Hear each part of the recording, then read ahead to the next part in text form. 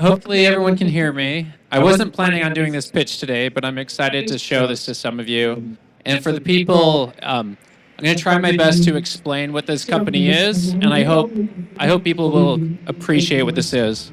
Wow, that's hard to talk over that sound, but we're going to try.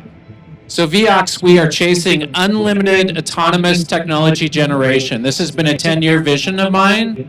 Can you have AI that just creates technology on its own? This is a quick overview of who I am. I have 14 patents in AI. I've built AI systems for Intel, hedge funds, Sequoia. Like that was mentioned, I sold my last AI company to DataRobot. I was the chief AI strategist at DataRobot and Dataiku. And I've been invited to give talks on AI to companies like SpaceX and Aramco.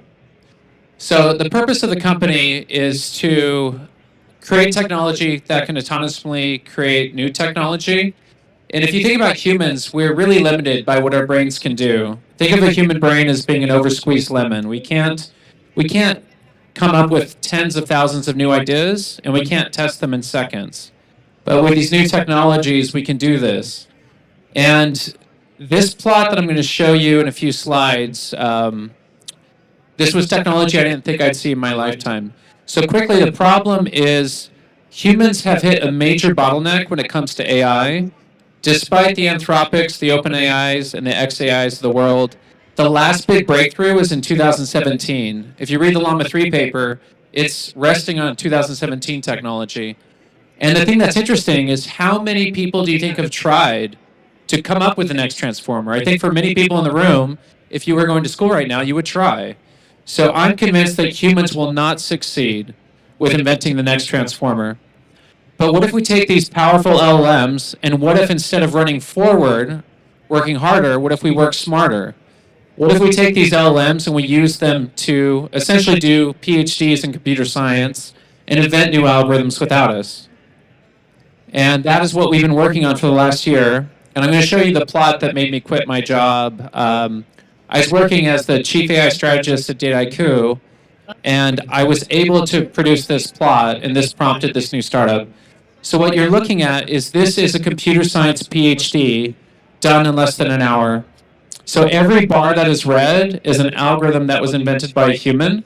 So think of that as being a PhD thesis. It's a first author publication.